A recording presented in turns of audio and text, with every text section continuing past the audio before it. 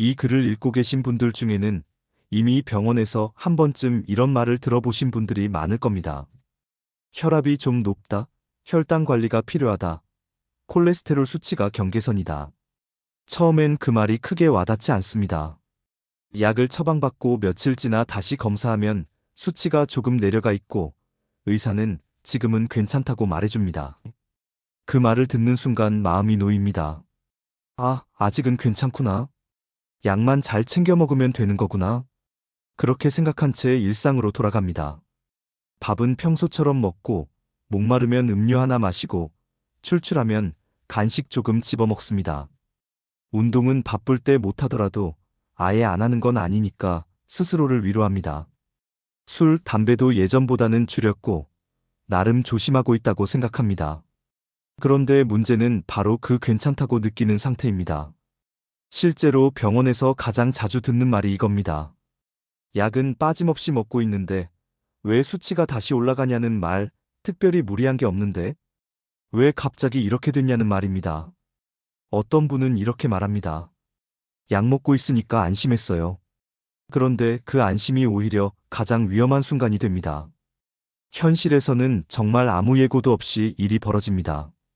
새벽에 갑자기 가슴이 쥐어짜지는 것처럼 아프고 숨이 막히는 느낌이 들고 식은땀이 납니다. 그제서야 119를 부르고 응급실로 실려가서 듣는 말은 생각보다 무겁습니다. 심근경색 직전이었습니다. 혹은 조금만 늦었으면 큰일 날 뻔했습니다. 이런 이야기를 들으면 많은 분들이 이렇게 생각합니다. 나는 아직 그 정도는 아니야. 저 사람은 뭔가 더 안 좋았겠지. 그런데 이건 특별한 사람의 이야기가 아닙니다. 고혈압, 당뇨, 고지혈증 중 하나라도 진단받은 적이 있다면 누구에게나 일어날 수 있는 이야기입니다. 통계를 보면 더 분명해집니다. 지금 대한민국 성인 5명 중 1명은 고혈압, 당뇨, 고지혈증 중 2가지 이상을 동시에 가지고 있습니다. 그런데 이 3가지를 모두 목표 수치 안에서 제대로 관리하고 있는 사람은 극소수입니다. 약을 먹고 있음에도 불구하고 대부분은 어느 하나 이상이 계속 흔들립니다. 왜 그럴까요? 약이 부족해서일까요? 아닙니다. 약은 이미 충분히 처방되고 있습니다. 문제는 약이 할 수 있는 역할과 우리가 기대하는 역할이 다르다는 데 있습니다. 약은 수치를 낮춰줄 수는 있습니다. 혈압을 낮추고 혈당을 조절하고 콜레스테롤 수치를 떨어뜨릴 수는 있습니다. 하지만 이미 손상된 혈관을 다시 새 것처럼 만들지는 못합니다. 딱딱해진 혈관을 다시 부드럽게 펴주지는 못하고 혈관 벽에 쌓인 염증과 찌꺼기를 말끔히 지워주지도 못합니다. 그렇다면 혈관은 어디에서 계속 망가지고 있을까요? 답은 아주 가까운 곳에 있습니다. 바로 매일 마주하는 식탁입니다. 많은 분들이 혈관을 망가뜨리는 음식이라고 하면 기름진 고기, 술, 담배부터 떠올립니다. 그래서 그런 것들은 나쁘다는 걸 알고 조심합니다. 하지만 정작 더 문제를 만드는 음식들은 대부분 괜찮다고 믿고 먹는 음식입니다. 심지어 건강에 좋다고 생각하며 먹는 경우도 많습니다. 아침에 일어나 목이 말라서 마시는 음료, 출출할 때 아무 생각 없이 집어드는 간식, 커피에 당연하게 넣는 그 한 스푼, 반찬이 부족할 때 급하게 꺼내 먹는 가공식품. 이 모든 것들이 문제일 수 있다는 생각을 해보신 적 있으신가요? 대부분은 이렇게 생각합니다. 이 정도는 괜찮겠지. 조금만 먹는데 뭐. 이건 건강에 좋다던데. 그런데 바로 그 이 정도가 매일 반복되면서 혈관은 서서히 아주 조용히 손상됩니다. 통증도 없고 당장 불편함도 없습니다. 그래서 더 위험합니다. 혈관은 웬만해서는 신호를 보내지 않습니다. 경고 없이 망가지고 한계를 넘는 순간 갑자기 무너집니다. 그래서 쓰러지고 나서야 왜 이런 일이 생겼을까 하고 돌아보게 됩니다. 이 글은 겁을 주기 위한 글이 아닙니다. 무조건 끊으라고 소리치는 글도 아닙니다. 다만 지금까지 괜찮다고 믿어왔던 음식들 중에서 고지혈증 고혈압 당뇨가 있는 분이라면 반드시 다시 생각해봐야 할 것들을 차분하게 짚어보려는 글입니다. 특히 약은 잘 먹고 있는데 수치가 안정되지 않는 분, 검사 결과는 괜찮다는데 몸은 점점 무거워지는 분, 언젠가 한번 크게 아플 것 같다는 막연한 불안을 가지고 계신 분이라면 이 이야기를 그냥 넘기시면 안 됩니다. 지금부터 말씀드릴 5가지 음식은 특별한 음식이 아닙니다. 대부분의 집 냉장고 안에 있고 오늘도 누군가는 아무 의심 없이 먹고 있는 것들입니다. 읽다 보면 이게 왜 문제야? 라는 생각이 먼저 들 수도 있습니다. 하지만 그 음식들이 약으로 낮춰놓은 수치를 다시 끌어올리고 혈관 안쪽을 조금씩 공격하고 있을지도 모릅니다. 이 글을 다 읽고 나서 냉장고 문을 한 번만 열어보셔도 좋습니다. 식탁 위를 한 번만 천천히 바라보셔도 충분합니다. 아마 5가지 중 적어도 2~3가지는 눈에 보일 겁니다. 그리고 그 순간 왜 약을 먹고도 좋아지지 않았는지 이유가 조금은 보이기 시작할지도 모릅니다. 첫 번째로 반드시 짚고 넘어가야 할 것은 많은 분들이 전혀 경계하지 않는 대상입니다. 오히려 몸에 좋다고 믿고 습관처럼 마시고 있는 것일 가능성이 큽니다.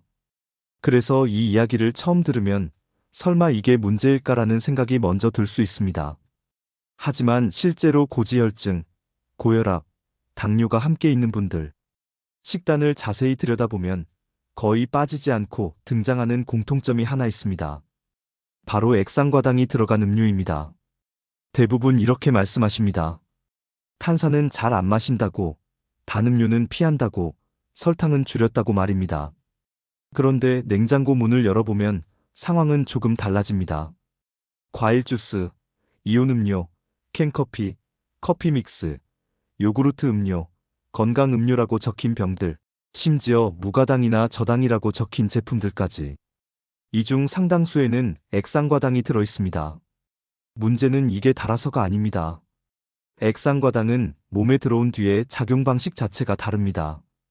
우리가 흔히 알고 있는 포도당이나 설탕은 몸 전체에서 비교적 고르게 사용됩니다.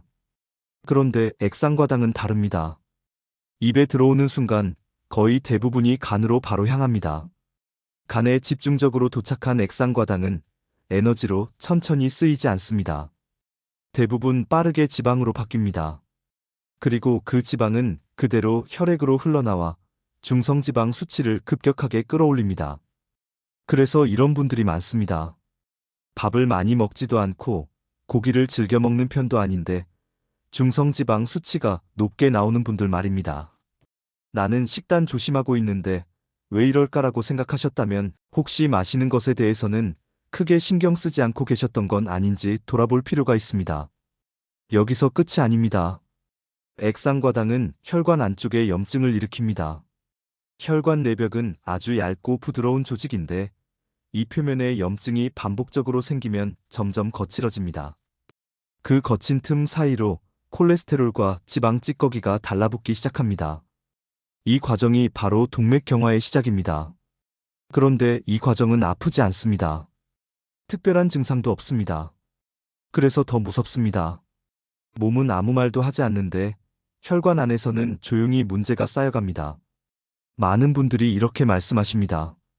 나는 단 걸 별로 안 좋아해요.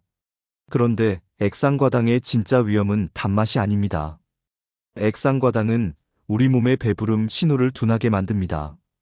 원래 우리 몸에는 이제 충분히 먹었다는 신호를 뇌로 보내는 장치가 있는데 액상과당은 이 신호를 흐리게 만듭니다. 그래서 음료를 마셔도 배가 부르지 않고 시간이 지나면 또 마시고 싶어집니다. 갈증 때문이 아니라 습관과 신호 오류 때문에 반복됩니다. 하루에 1병, 2병은 별것 아닌 것처럼 느껴집니다. 하지만 그게 매일 쌓이면 혈관은 매일같이 공격을 받는 셈입니다. 실제로 많은 분들이 이렇게 드십니다. 물 대신 이온 음료를 마시고 운동 후에는 꼭 1병을 챙기고 과일 주스는 건강에 좋을 거라고 믿고 마십니다. 그 선택이 나쁘다고 느껴지지 않기 때문에 더 위험합니다. 이 지점에서 혹시 마음이 불편해지셨다면 그건 아주 정상적인 반응입니다. 지금까지 해왔던 습관이 문제일 수 있다는 이야기를 듣는 건 누구에게나 부담스럽습니다. 그래서 이 글은 비난하려는 글이 아닙니다. 이미 늦었다고 겁주려는 글도 아닙니다. 오히려 지금 이 사실을 알게 된 것이 가장 중요한 포인트입니다. 다행인 점은 액상과당으로 인한 문제는 끊기만 해도 몸이 비교적 빠르게 반응한다는 점입니다. 이게 희망입니다. 실제로 음료를 끊고 물로 바꾼 것만으로도 중성지방 수치가 내려가고 혈당의 변동폭이 줄어드는 경우는 매우 흔합니다. 특별한 보조제를 먹지 않아도 되고 갑자기 운동량을 늘리지 않아도 됩니다. 마시는 것 하나만 바꿔도 몸은 변화를 보여줍니다. 처음에는 솔직히 힘듭니다. 물은 밍밍하게 느껴지고 커피도 맛이 없는 것처럼 느껴질 수 있습니다. 허전하고 뭔가 빠진 느낌이 들 수도 있습니다. 하지만 많은 분들이 2주 정도 지나면 이렇게 말합니다. 오히려 예전처럼 단 음료를 마시면 부담스럽고 속이 불편해진다고요. 이건 참는 게 아니라 몸이 원래 상태로 돌아가고 있다는 신호입니다. 지금 고혈압, 당뇨, 고지혈증을 함께 가지고 있다면 가장 먼저 줄여야 할 것은 음식의 양이 아니라 음료일 가능성이 큽니다. 밥을 줄이기 전에, 운동 계획을 세우기 전에 컵에 담긴 그 액체부터 점검해 보셔야 합니다. 오늘 하루만이라도 갈증이 날 때 아무것도 넣지 않은 물을 마셔보시기 바랍니다. 커피를 드신다면 설탕과 프림 없이 마셔보세요. 이온 음료 대신 생수로 바꿔보세요. 이 작은 선택 하나가 약으로 낮춰놓은 수치를 다시 끌어올리던 고리를 끊는 시작이 될 수 있습니다. 혈관은 생각보다 정직합니다. 공격을 멈추면 회복하려고 움직입니다.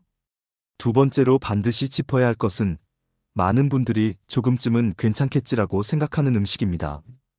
이건 단맛처럼 즉각적인 죄책감을 주지도 않고 짠맛처럼 경고 신호를 주지도 않습니다.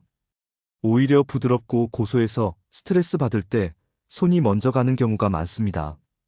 바로 트랜스 지방이 들어간 음식들입니다. 이 이야기를 하면 가장 먼저 나오는 반응이 있습니다. 요즘은 트랜스 지방 표시가 0으로 돼 있지 않느냐는 말입니다. 그래서 안심합니다. 과자 봉지 뒤를 보면 트랜스 지방 0지라고 적혀 있고 빵도 예전보다 깔끔해 보입니다.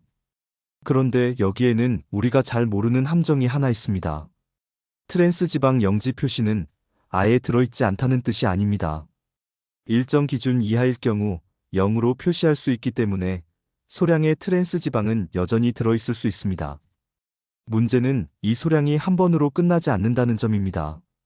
과자 한 봉지, 빵 하나, 크림이 들어간 디저트 한 조각. 이런 선택들이 하루에 몇 번씩 반복되면 그 소량은 결코 소량이 아니게 됩니다. 트랜스 지방은 자연 상태에서는 거의 존재하지 않는 지방입니다. 식물성 기름에 인위적으로 수소를 넣어 고체로 만드는 과정에서 만들어지는데 이 과정에서 우리 몸이 원래 경험해 본 적 없는 구조의 지방이 생깁니다. 그래서 몸은 이 지방을 어떻게 처리해야 할지 잘 모릅니다. 그냥 에너지로 쓰고 끝내는 게 아니라 혈관과 세포막에 끼어들어 문제를 일으킵니다. 트랜스 지방이 혈관에 미치는 영향은 아주 교묘합니다. 나쁜 콜레스테롤은 올리고 좋은 콜레스테롤은 떨어뜨립니다.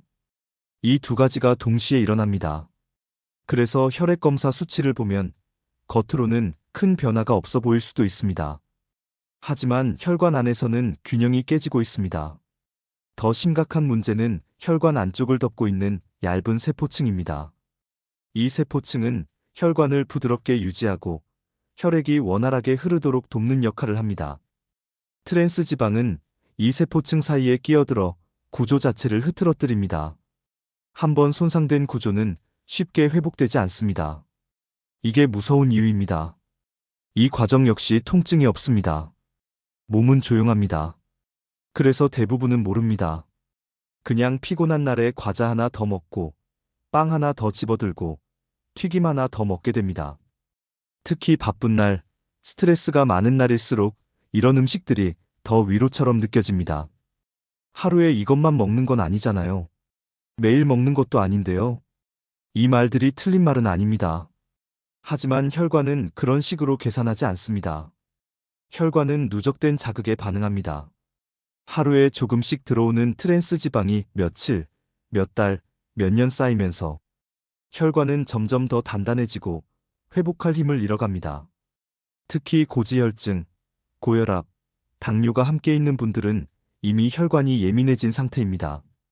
정상적인 사람에게는 큰 문제가 되지 않을 자극도 이 상태의 혈관에는 훨씬 큰 상처로 남습니다. 그래서 예전에는 괜찮았는데 요즘은 수치가 잘 안 잡힌다는 말이 나옵니다. 여기서 중요한 건 자책이 아닙니다. 왜 그랬을까를 후회하는 것도 아닙니다. 이런 선택을 하게 되는 데에는 이유가 있습니다. 편하고 빠르고 맛있고 주변 어디에나 있기 때문입니다. 그래서 이건 개인의 의지 문제가 아닙니다. 환경의 문제에 가깝습니다. 다행인 점은 있습니다. 트랜스 지방은 의식적으로 피하기 시작하면 비교적 명확하게 줄일 수 있는 대상이라는 점입니다. 원재료명을 한 번 더 보고 마가린이나 쇼트닝 같은 단어가 보이면 내려놓는 것. 튀김을 자주 먹던 패턴을 조금만 줄이는 것. 이 정도만 해도 혈관이 받는 공격은 눈에 띄게 줄어듭니다. 처음에는 아쉬울 수 있습니다. 예전처럼 부드럽고 달콤한 맛이 그리울 수도 있습니다. 하지만 많은 분들이 시간이 지나면서 이렇게 말합니다. 입맛이 변했다고요. 이전에는 당연하게 느껴지던 맛이 어느 순간부터는 과하다고 느껴지기 시작합니다. 이건 나빠진 게 아니라 몸이 정상 감각을 되찾고 있다는 신호입니다. 지금 수치가 불안정한 상태라면 트랜스 지방을 줄이는 것만으로도 혈액 검사 결과가 달라지는 경우는 적지 않습니다. 약을 더 늘리지 않아도 새로운 치료를 시작하지 않아도 단지 혈관을 자극하는 요인을 하나 줄였을 뿐인데도 몸은 반응합니다. 혈관은 생각보다 솔직합니다. 쉬게 해주면 회복하려고 합니다. 공격을 멈추면 다시 균형을 찾으려 합니다. 세 번째는 많은 분들이 가장 억울해하는 부분일지도 모릅니다. 왜냐하면 이건 한국 사람한테 너무 가혹한 얘기 아니냐고 느끼실 수 있기 때문입니다. 실제로 이 얘기를 하면 바로 이런 반응이 나옵니다. 밥을 먹지 말라는 거냐고, 떡국도 먹지 말라는 거냐고, 국수 한 그릇 먹는 게 그렇게 큰 죄냐고 말입니다. 충분히 그렇게 느끼실 수 있습니다. 그래서 이 이야기는 조심스럽게, 하지만 반드시 해야 합니다. 문제가 되는 건 밥 자체가 아닙니다. 문제는 우리가 너무 익숙해져서 아무 의심 없이 먹고 있는 정제된 탄수화물입니다. 흰쌀밥, 흰 밀가루로 만든 빵과 면, 찹쌀떡 같은 음식들입니다. 이 음식들은 입에 들어가는 순간부터 몸 안에서 아주 빠른 속도로 작용합니다. 원래 곡물에는 껍질과 배아라는 부분이 함께 존재합니다. 이 부분에는 섬유질이 풍부하게 들어있어서 당분이 천천히 흡수되도록 도와줍니다. 그런데 정제 과정에서 이 좋은 부분들이 거의 다 제거됩니다. 남는 건 순수 전분에 가까운 당질 덩어리입니다. 겉보기에는 깨끗하고 부드럽지만 몸 입장에서는 방어막이 사라진 상태입니다. 이런 정제 탄수화물이 몸에 들어오면 어떤 일이 벌어질까요? 입에 넣는 순간부터 침속 효소에 의해 당으로 분해되기 시작합니다. 위를 지나고 소장을 통과하는 동안 흡수 속도는 폭발적으로 빨라집니다. 혈당이 순식간에 치솟습니다. 이걸 흔히 혈당 스파이크라고 부릅니다. 혈당이 이렇게 급격히 오르는 순간 혈관은 큰 스트레스를 받습니다. 혈액 속 당분이 혈관 안쪽을 직접 공격하기 때문입니다. 쉽게 말하면 혈관이 설탕물에 잠기는 것과 비슷한 상태가 됩니다. 이 과정이 반복되면 혈관 내벽은 점점 손상되고 염증이 생기기 쉬운 상태로 바뀝니다. 문제는 여기서 끝이 아닙니다. 혈당이 급격히 오르면 인슐린도 한꺼번에 많이 분비됩니다. 인슐린은 혈당을 낮추기 위해 남은 당분을 처리해야 하는데 이때 사용되지 못한 당은 중성지방으로 바뀌어 저장됩니다. 그래서 이런 말을 하시는 분들이 많습니다. 밥만 먹어도 살이 찌는 것 같다고, 고기를 먹은 것도 아닌데 중성지방이 올라간다고 말입니다. 특히 하루 식단이 흰쌀밥, 면, 떡 위주로 구성된 분들은 혈당이 하루에도 몇 번씩 급등했다가 급락하는 과정을 반복하게 됩니다. 이걸 혈당 롤러코스터라고 부릅니다. 몸은 계속 긴장 상태에 놓이고 혈관은 쉴 틈이 없습니다. 이 과정이 무서운 이유는 역시 조용하기 때문입니다. 당장 아픈 곳이 없고 배가 아프지도 않고 특별한 증상이 나타나지 않습니다. 그래서 그래도 나는 밥을 먹어야 힘이 나지라는 생각으로 계속 같은 패턴을 유지하게 됩니다. 고지혈증, 고혈압, 당뇨가 함께 있는 분들의 공통점 중 하나는 이미 혈관이 예민해져 있다는 점입니다. 이런 상태의 혈관에 혈당 스파이크가 반복되면 손상 속도는 훨씬 빨라집니다. 그래서 약을 먹고 있는데도 수치가 들쭉날쭉하고 검사 결과가 안정되지 않는 일이 반복됩니다. 이쯤에서 마음이 무거워지셨다면 그건 자연스러운 반응입니다. 그럼 도대체 뭘 먹으라는 거냐는 생각이 드실 수도 있습니다. 여기서 중요한 건 극단적으로 끊는 게 아닙니다. 밥을 완전히 없애라는 이야기도 아닙니다. 다행인 건 정제 탄수화물 문제는 양과 형태를 조금만 바꿔도 몸이 바로 반응한다는 점입니다. 흰쌀밥을 전부 현미로 바꾸지 않아도 됩니다. 처음에는 밥만 섞어도 충분합니다. 흰 밀가루 빵 대신 통곡물 비율이 높은 빵을 선택하는 것만으로도 혈당 상승 속도는 눈에 띄게 달라집니다. 처음에는 씹는 맛이 불편할 수 있습니다. 배가 더부룩하게 느껴질 수도 있습니다. 하지만 이 역시 시간이 지나면 달라집니다. 많은 분들이 이렇게 말합니다. 오히려 밥을 적게 먹어도 배가 든든하다고요. 이건 의지의 문제가 아니라 몸이 정상적인 흡수 속도를 되찾았다는 신호입니다. 무엇보다 중요한 건 정제 탄수화물을 줄이면 혈관이 쉴 시간을 얻게 된다는 점입니다. 하루에도 몇 번씩 공격받던 혈관이 잠시라도 안정될 수 있습니다. 이 작은 변화가 쌓이면 검사 수치보다 먼저 몸이 가벼워졌다는 느낌을 받는 경우도 많습니다. 지금 이 글을 읽으면서 그래도 밥은 포기하기 힘들다고 느끼신다면 그 마음을 부정할 필요는 없습니다. 평생 함께해온 음식이니까요. 다만 지금 상태의 몸에는 예전과 같은 방식이 더 이상 맞지 않을 수도 있다는 점만 기억하시면 됩니다. 혈관은 아직 완전히 망가지지 않았을 가능성이 큽니다. 공격을 줄이면 회복하려는 힘이 남아 있습니다. 정제 탄수화물을 무조건 끊는 게 아니라 천천히 바꾸는 것만으로도 충분히 의미 있는 선택이 됩니다. 네 번째는 많은 분들이 단백질 보충용이라고 생각하며 거의 죄책감 없이 먹는 음식입니다. 오히려 밥이나 간식을 줄이면서도 이건 괜찮다고 믿는 경우가 많습니다. 냉장고에 늘 있고 반찬이 없을 때 가장 쉽게 손이 가는 음식이기도 합니다. 바로 햄, 소시지, 베이컨 같은 가공육입니다. 이 이야기를 하면 이런 말이 바로 나옵니다. 하루에 조금 먹는 건 괜찮지 않느냐고, 매일 먹는 것도 아닌데 왜 문제냐고 묻습니다. 충분히 그렇게 생각할 수 있습니다. 실제로도 한두 번 먹는다고 바로 쓰러지는 음식은 아닙니다. 문제는 이 음식이 가진 특성이 고혈압, 당뇨, 고지혈증이 있는 몸에는 너무 정확하게 맞물린다는 점입니다.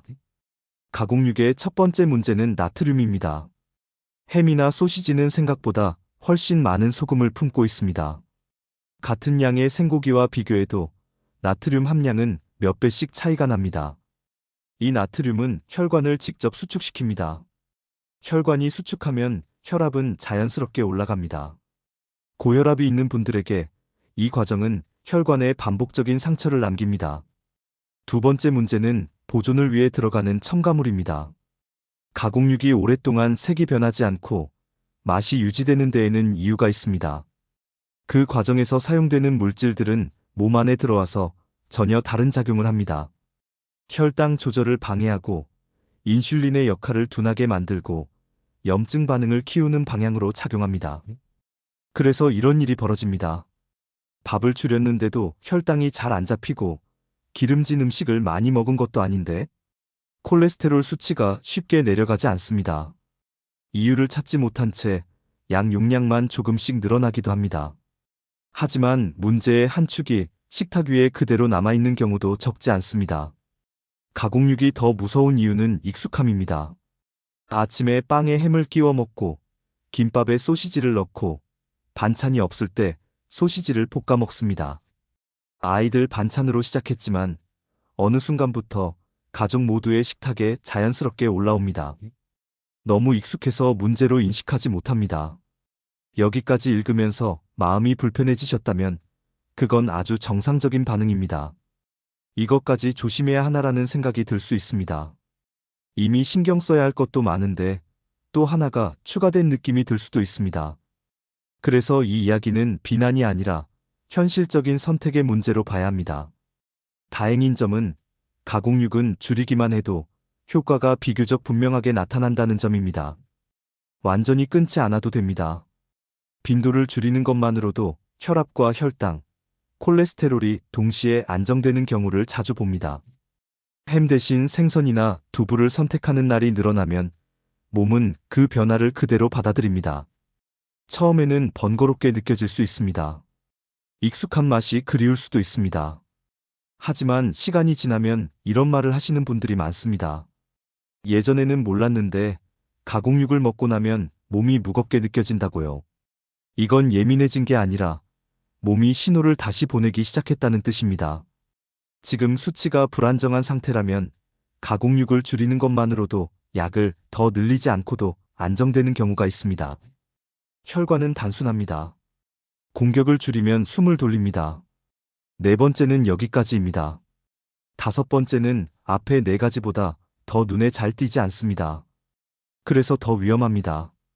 대부분의 분들이 음식이라고 인식조차 하지 않는 영역이기 때문입니다. 바로 산패된 기름, 다시 말해 오래 쓰거나 재사용한 식용유입니다.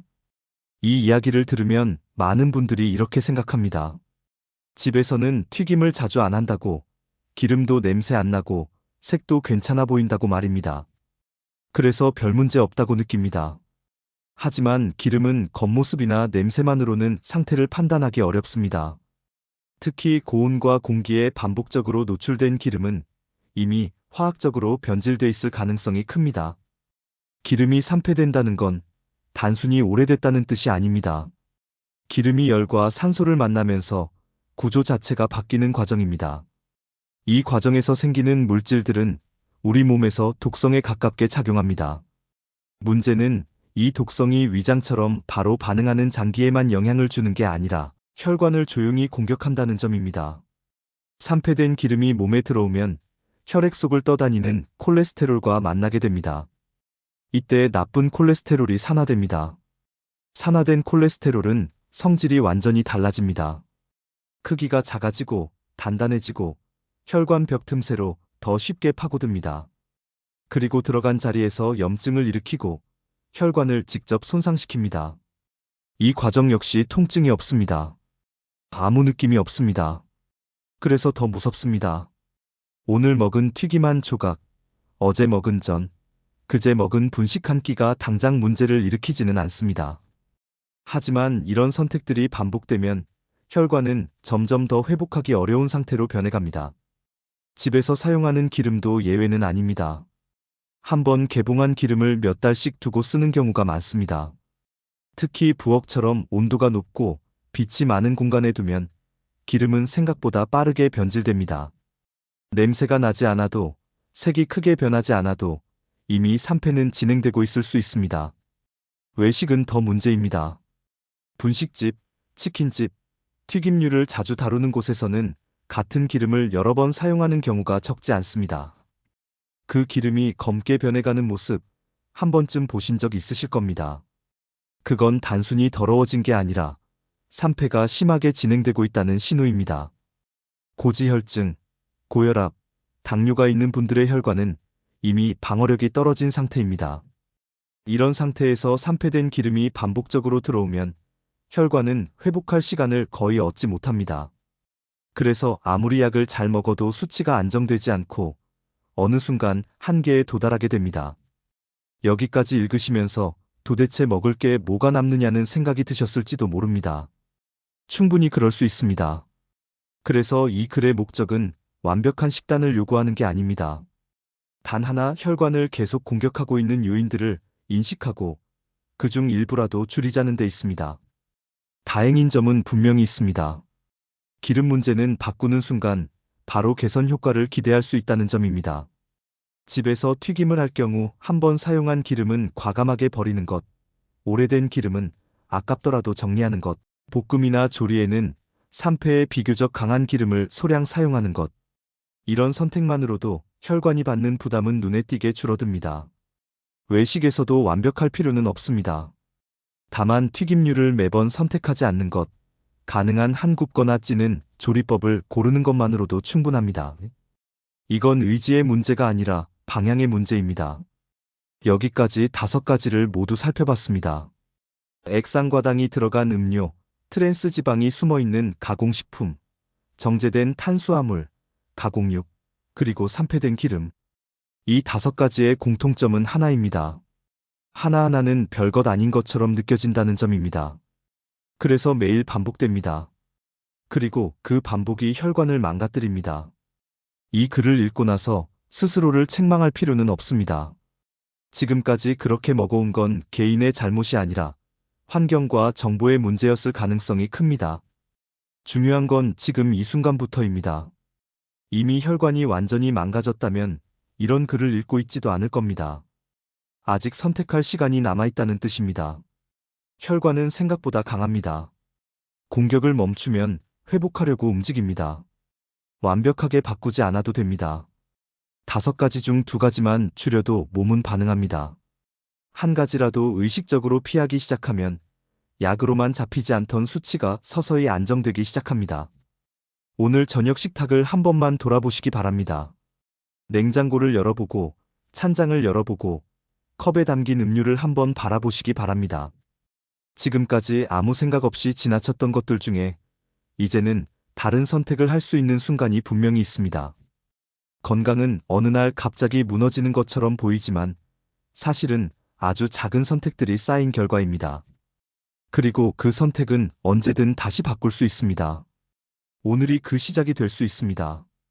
여기까지 읽으셨다면 아마 마음 한편이 조금 무거워지셨을 수도 있고 동시에 묘하게 정리되는 느낌도 있으실 겁니다. 그래서 내가 뭘 잘못했을까 보다는 이래서 안 좋아졌구나 라는 생각이 먼저 드셨다면 그걸로 충분합니다. 이 글의 목적은 정답을 강요하는 게 아니라 이유를 이해하게 만드는 데 있기 때문입니다. 고지혈증, 고혈압, 당뇨는 어느 날 갑자기 생긴 병이 아닙니다. 그리고 어느 날 갑자기 좋아지는 병도 아닙니다. 약은 분명히 필요합니다. 약을 끊으라는 이야기도 아닙니다. 다만 약이 할 수 있는 역할과 음식이 해야 할 역할은 다르다는 점을 분명히 아셔야 합니다.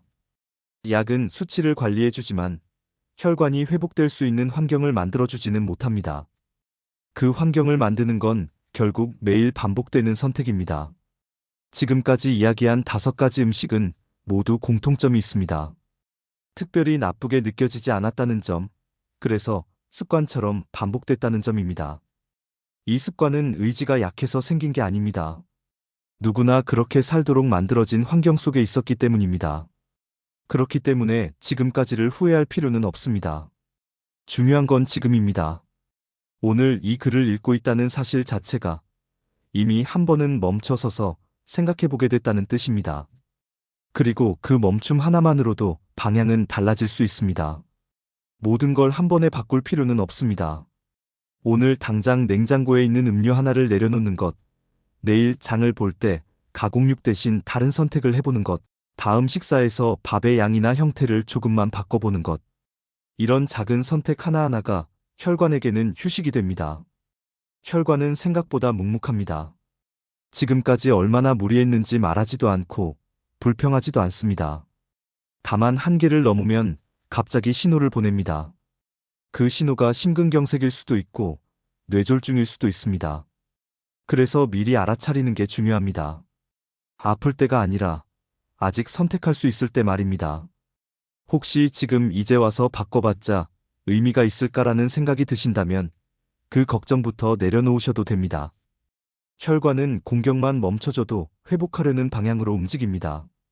완벽하지 않아도 괜찮습니다. 5가지 중 2가지만 줄여도 몸은 반응합니다. 한 가지만 의식적으로 바꿔도 몸은 그 변화를 기억합니다. 오늘 저녁 식탁에서부터 시작해보셔도 좋습니다. 내일 아침 컵에 담긴 음료부터 바꿔보셔도 됩니다. 이건 대단한 결심이 아니라 나 자신에게 주는 아주 현실적인 배려입니다. 그리고 그 배려는 언젠가 분명히 돌아옵니다. 검사 수치로, 몸의 가벼움으로, 무엇보다 아직은 괜찮다는 안도감으로 말입니다. 건강은 거창한 결심에서 시작되지 않습니다. 오늘 한 번의 선택에서 시작됩니다. 지금 이 순간부터 혈관을 덜 괴롭히는 쪽으로 방향을 조금만 틀어보시기 바랍니다. 그걸로 충분합니다.